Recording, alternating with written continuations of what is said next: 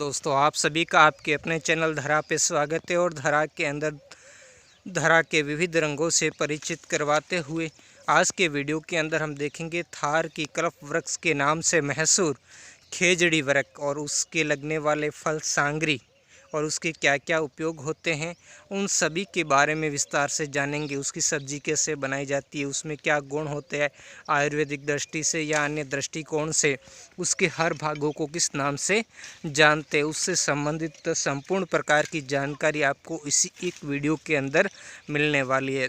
तो आप चैनल पर पहली बार आए, चैनल को सब्सक्राइब करें, वीडियो को लाइक कमेंट शेयर ज़रूर करें।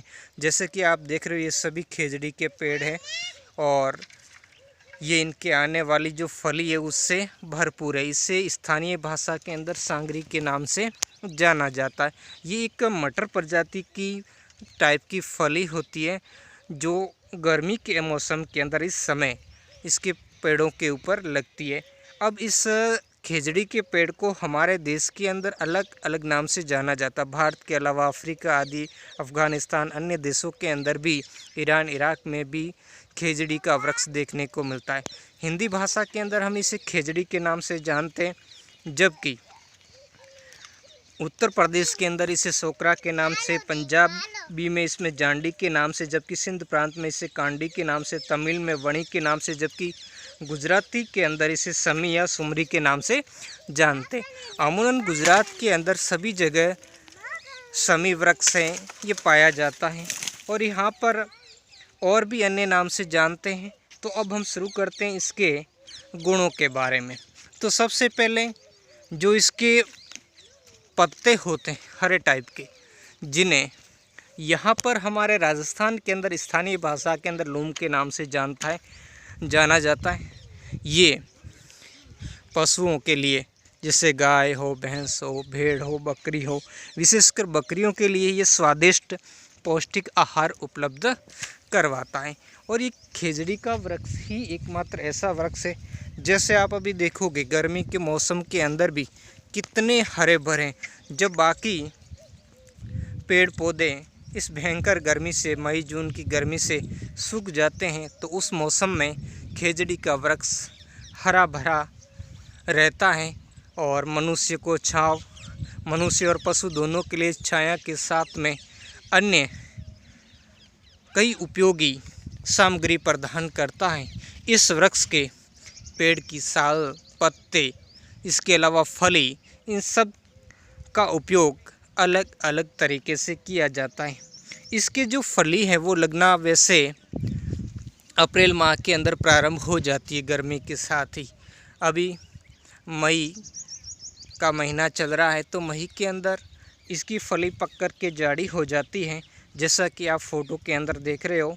और भी आपको इसके अन्य भागों से भी परिचित करवाया जाएगा कि वो किस काम के अंदर आता है। सबसे पहले हम देखते हैं कि इसके सांस्कृतिक जो महत्व कहें या आयुर्वेदिक दृष्टिकोण से इससे क्या क्या फ़ायदे हैं, उन फ़ायदों को लेकर हम दृष्टिगत करते हैं। तो यहाँ पर आप देख रहे हो कि इस तरीके से इसकी जो डाली है, उस डालियों को नीचे डालकर फिर इससे सांगरी को एकत्रित किया जाता है। यहाँ पर आप देख सकते हो, ये है सांगरी। इसकी उपयोग के अंदर हम सबसे पहले देखें तो स्थानीय लोग इसको हरी फली की भी सब्ज़ी बनाकर उपयोग में लेते हैं। इसके अलावा इसको उबालकर फिर सुखाते हैं, जो आगे आपको बताया जाएगा, जिसके सुखाने के बाद इसको वर्ष भर के लिए उपयोग किया जाता है। इसे सूखे मेवे के रूप में जाना जाता है। इसका जैसे आयुर्वेदिक दृष्टिकोण से हम देखें तो पेचिस की बीमारी से लेकर ब्रोंकाइट तक विभिन्न प्रकार की बीमारियों के अंदर खेजड़ी वृक्ष उपयोगी रहता है, जिसमें पेशी से लेकर जो ब्रोंकाइटिस की बीमारियां हैं, उसमें इस खेजड़ी वृक्ष की जो साल है, ये साल बड़ी ही उपयोगी है। यहाँ पर आप देख रहे हो, ये वाली साल जो आप फोटो के अंदर देख रहे हो, ये बड़ी उपयोगी है। जब छपनिया अकाल राजस्थान के अंदर गिरा था, तो राजस्थान के लोग इसी पेड़ की साल को उबालकर पानी के अंदर डालकर उसको सेवन करके जीवित रहे थे। तो मरुस्थल के लिए इसी कारण इस वृक्ष को कल्प वृक्ष के नाम से जाना जाता है। इसके अलावा आजकल आप देखोगे महंगे से महंगे रेस्टोरेंट के अंदर भी सांगरी की सब्ज़ी का उपयोग किया जाता है, कच्चे या पक्के रूप में या फिर वर्ष भर सुखाने के बाद सूखी सामग्री के रूप में इसका प्रयोग किया जा रहा है। अब देखते हैं इस समय क्या क्या अन्य होती है और अन्य किस नाम से हम जानते हैं। सबसे पहले इसकी मिंजर आती है, जैसा कि यहाँ पर आप देख रहे हो ये मिंजर है, यानी इसके फूलों को मिंजर के नाम से जाना जाता है। राजस्थान के एक सुप्रसिद्ध कवि है कन्हैयालाल सेठिया, उन्होंने इस पर एक मिंजर नामक कविता लिखी है जिसमें खेजड़ी वृक्ष की उपयोगिता और उसके महत्व को अंकित किया। फिर इसमें से ये जो आप देख रहे हो छोटी छोटी फली इस टाइप से निकलती है, फिर आगे चल कर के यही फली जो है बड़ी हो जाती, जो यहाँ पर आप देख रहे हो इस टाइप की ये बड़ी हो जाती। अब इसमें से पतली टाइप की जो फलियाँ होती है इस टाइप की, जो इन पतली फलियों को सुन कर के इसको सब्जी के रूप में उपयोग में लिया जाता है। जबकि ये जो मोटी टाइप की फली होती है इसे चीर कर भी खा सकते हैं। अभी मैं आपको दिखाता हूँ इसके बीज भी किस टाइप के होते हैं। तो इस तरीके से हम इसको सिलेंगे तो इसके अंदर ये बीज है। अब इसको बीजों को निकाल करके इस तरीके से ये बीज अंदर से होते हैं, इन बीजों को निकाल कर, बीजों को नहीं खाया जाता है, बीजों को निकाल करके इसको हरी फली को भी खा सकते हैं। और इसके सूखने के बाद जो मैं अभी आपको दिखाऊंगा आगे, सूखने के बाद इसको राजस्थानी मेवे के नाम से क्यों जाना जाता है, क्योंकि सूखने के बाद भी इसको हम उपयोग में ले सकते हैं, वर्ष भर के लिए इसको खा सकते हैं, स्टोर कर सकते हैं और ये कई तरह की बीमारियों से राहत दिलाता है। और जो इसके पत्ते हैं जिसको मैंने पहले भी आपको बताया, ये पशुओं के चारे के रूप में प्रयोग में होता है। इस क्षेत्र के अंदर जब चारे की कमी हो जाती है तो पेड़ों पर चढ़ कर के इसको इस तरीके से ले करके बोरों के अंदर भर भर करके पशुओं को खिलाने के लिए डाला जाता। सभी प्रकार की पशु के लिए मनपसंद आहार है। और यहाँ पर ये सूखने के बाद में, जैसे आपको मैं दिखाऊं, कुछ इसमें से अभी सूख भी गई है जो यहाँ पर है, ये इस तरीके से ये सूखने के बाद जब होती है तो स्थानीय भाषा में इसको खोके के नाम से जाना जाता है। ये कुछ इसमें से मैंने एकत्रित किए हैं जो कुछ सूख गई से इसे सूखने के बाद जो होता है इसे खोका के नाम से स्थानीय भाषा में जाना जाता। इसे आप स्टोर कर सकते हो, बिल्कुल भी आगे के समय के लिए आप वर्ष भर इसका उपयोग में ले सकते हो। बाकी ये आप देख ही चुके हो। अब इसका जो लूम है, लूम का उपयोग के बारे में आपको बताऊं। इसको खाने से जो पशुओं का दूध बढ़ता है, उसके अंदर घी की मात्रा बढ़ जाती है, साथ में पशु हष्ट पुष्ट भी होते हैं।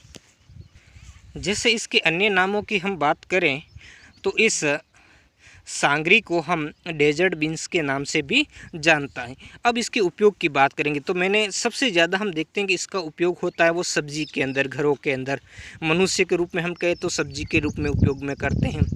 इसकी हरी फलियां जैसे आप देख रहे हैं, अभी हम इसको सब्जी के लिए ही काम में लेने वाले। फिर जब 1-2 दिन इसकी सब्ज़ी बनाएंगे और बाकी जो इतनी सारी हमने एकत्रित की है तो बाकी जो है उसको हम क्या करेंगे, उबालेंगे। वो प्रोसेस भी मैं आपको बताऊंगा। उबाल कर फिर सुखाएंगे, सुखाने के बाद हम इसको स्टोरेज करेंगे। स्टोरेज करने के बाद वर्ष भर इसकी सूखी प्याज के साथ भी सब्ज़ी बना सकते हैं, कढ़ी बना सकते हैं, इसको अचार के रूप में भी हम प्रयोग में ले सकते हैं। और भी इसके मैं उपयोग आपको आगे बताते जाऊंगा। सबसे पहले हम देखते हैं आखिर इस सांगरी के अंदर कौन कौन से जो पोषक तत्व होते हैं, कौन से खनिज तत्व पाए जाते हैं, उनके बारे में हम जानेंगे। तो हम देखते हैं कि जो सांगरी के अंदर एक तो पोटेशियम होता है, फिर मैग्नीशियम होता है, कैल्शियम होता है, जिंक होता है, आयरन। तो ऐसे बहुत सारे जो खनिजों से ये भरपूर होती है। इसके अलावा इसमें प्रोटीन और फाइबर के आहार का भी अच्छा स्रोत माना जाता है। सांगरी की फली में हम देखते हैं कि मध्यम मात्रा में सैम्पोनिन भी पाया जाता है, जो कि प्रतिरक्षा प्रणाली को बढ़ावा देने और रक्त में जो कोलेस्ट्रॉल का जो स्तर है उसको कम करने के काम में आता है।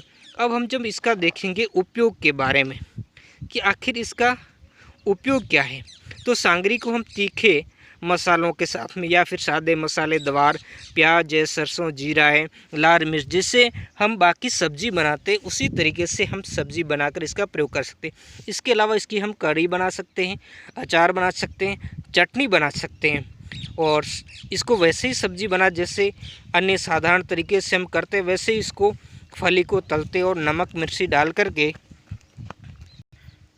तो इस तरीके से ये विभिन्न प्रकार के खनिज पदार्थों से भरपूर होती है।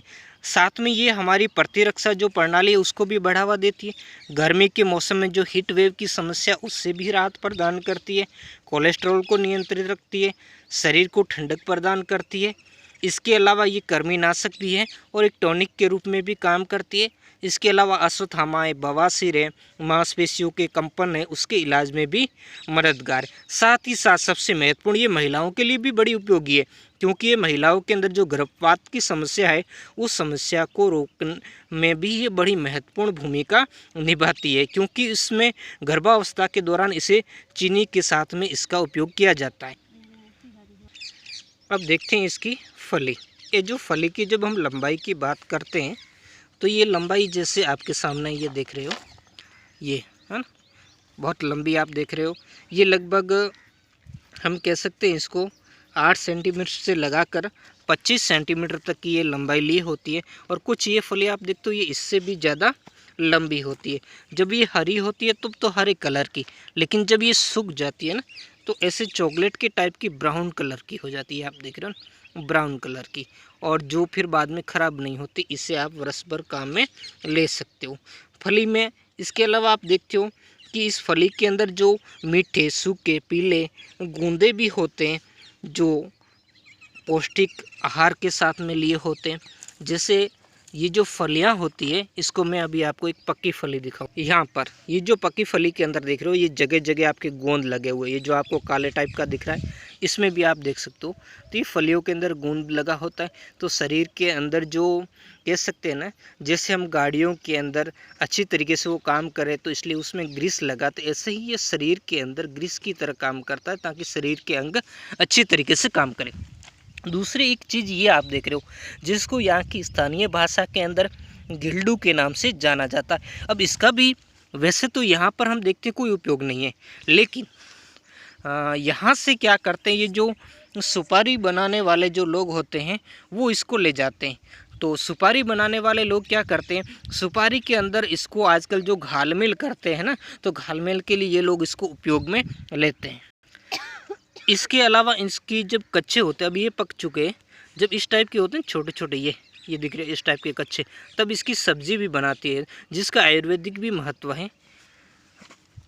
और कई प्रकार की बताते हैं कि आयुर्वेदिक दवाई के अंदर पहले के समय इनका प्रयोग किया जाता था। अभी लोग भी भूल चुके हैं, नई जनरेशन के अंदर इसका कुछ यूज नहीं रहा। तो आज की वीडियो में हम इतना ही देखेंगे। वीडियो कैसा लगा आप मुझे कमेंट करके ज़रूर बताएं। मिलते हैं नेक्स्ट वीडियो में एक नए टॉपिक के साथ। धन्यवाद।